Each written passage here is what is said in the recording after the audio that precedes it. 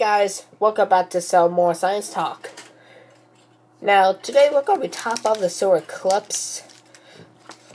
I know it's really the solar eclipse.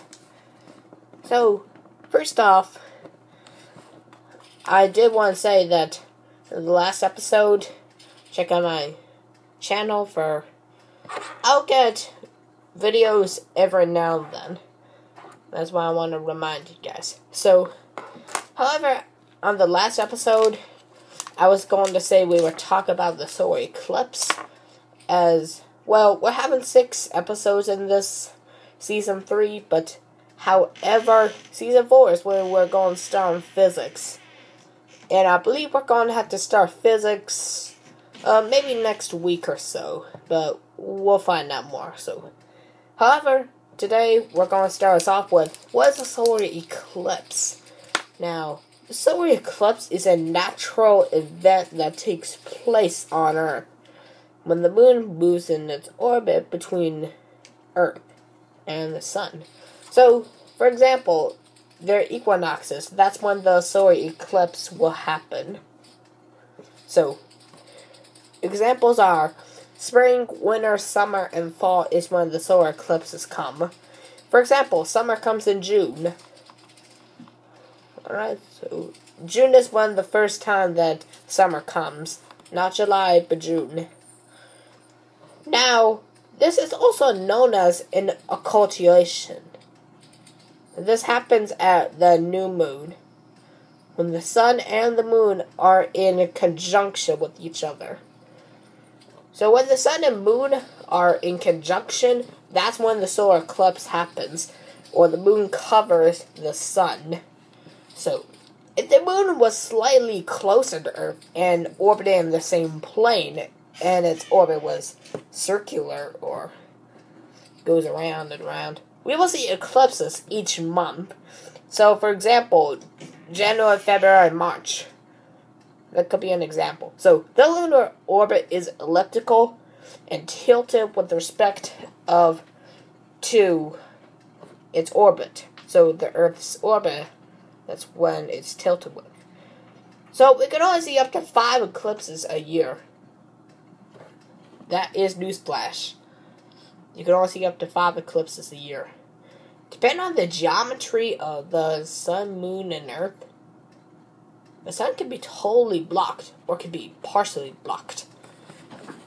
Second, alright, so, we're back. So, during the eclipse, the moon shower, which is divided into 2 parts, so that's like half of a moon shadow and half of another.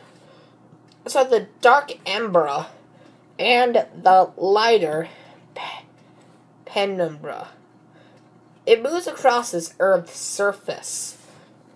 A safety note. Here's the safety note for you guys. A very good life tip if you do not want to die. So, do not ever look at the sun directly during an eclipse. Unless if it's a total solar eclipse. Under no circumstances, the bright light of the sun can damage your eyes extremely quickly. So, never look at the sun during an eclipse. Never, ever. So that is a safety note. Or a safety tip. Alright? So, back to business. So, however, there are many types of solar eclipses. There are 3 specific ones, including total solar eclipse. That's the one when you look at the sun. Annular, which do not. And partial, do not. So, the total solar eclipse is the one we're going to talk about first. So, it occurs when the moon completely blocks the solar disk. In the total solar eclipse, however, there now is part of the path where the sun is completely blocked and the moon casts its darkest shadow called the umbra, I meant. It's called the zone of totality. Black. So, observers in this path see a darkened sun, also known as a hole in the sky. Don't think it's a black hole, so it's not a black hole, it's a solar eclipse. Alright? But it has a ghostly glow of the solar corona extended out to space. A phenomenon called Bailey's beads often appears as sunlight shines out through valleys on the lunar surface.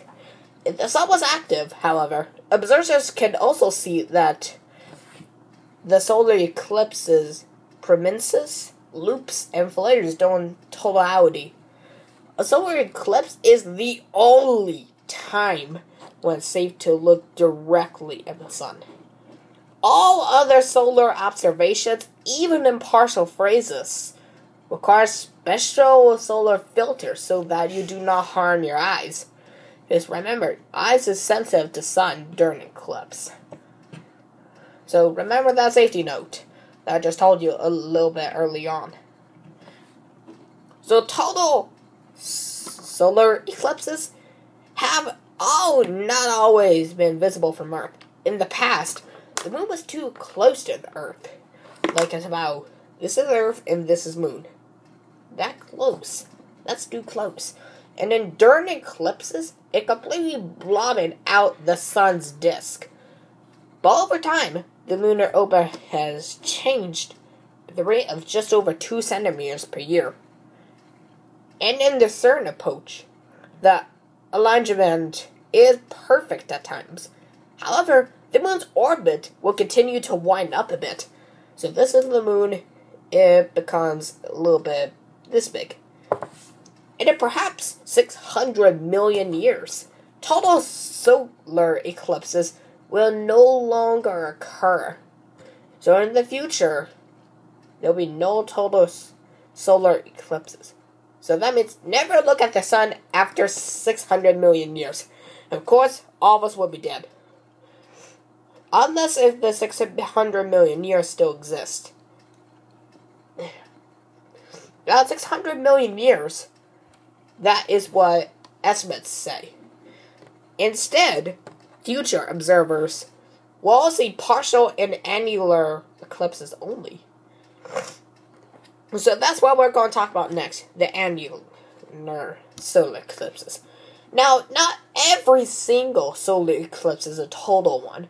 When the moon is farther away from the Earth in its orbit than usual, it appears too small to completely cover the sun's disk. During such an event, a bright ring of sunlight shines around the moon. This is a type of eclipse that is called an annular eclipse. It comes from the Latin word annulus, which means ring. The period of annularity during such an eclipse can last anywhere from 5 or 6 minutes to up to 12 minutes, perhaps.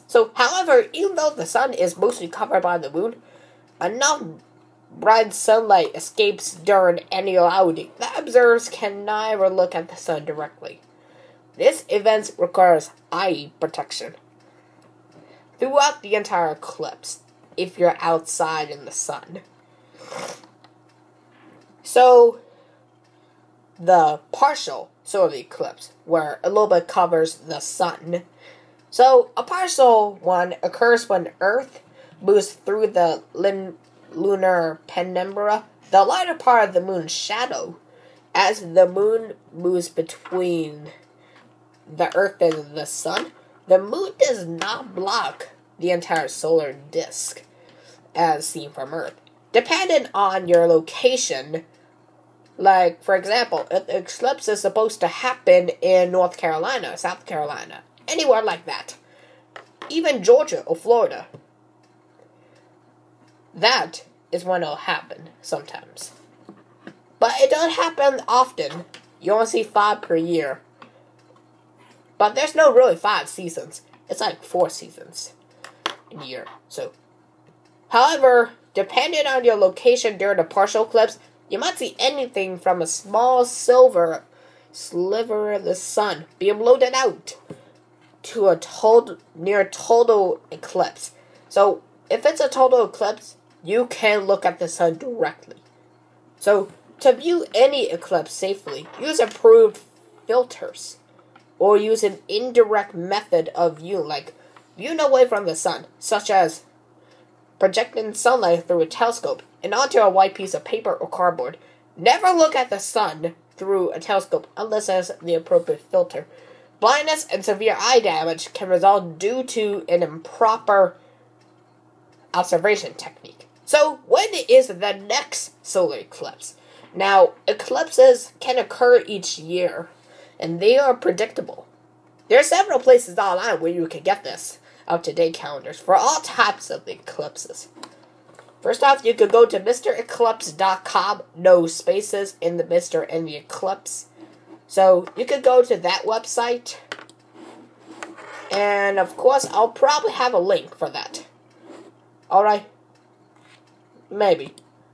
But, however, you can also go to eclipse.gsfc.nasa.gov, because all their stuff has completely improved a bit. Alright, so there's also timeanddate.com, no spaces too. I'll have those 3 websites popped up in a bit. Alright, so now let's get down to the last part of our thing, facts, however. So, depending on the geometry of the sun, moon, and earth, there could be between 2 and 5 solar eclipses each year. So, totality occurs when the moon completely occurs the sun. So, like, if it covers the sun that much. So, only the solar corona is shown.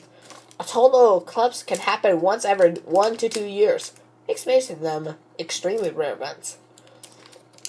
So, if you live in the North or the South Pole, people, which I don't think you guys live in the North or South Pole, you will see only partial solar eclipses. People in other parts of the world can only see partial, total, annular, and hybrid eclipses. The longest of a total solar eclipse can last up to 7.5 minutes.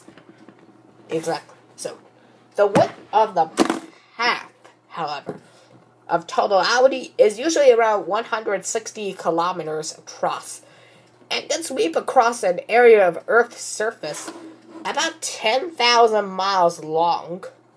Almost identical eclipses occur after 18 years and 11 days.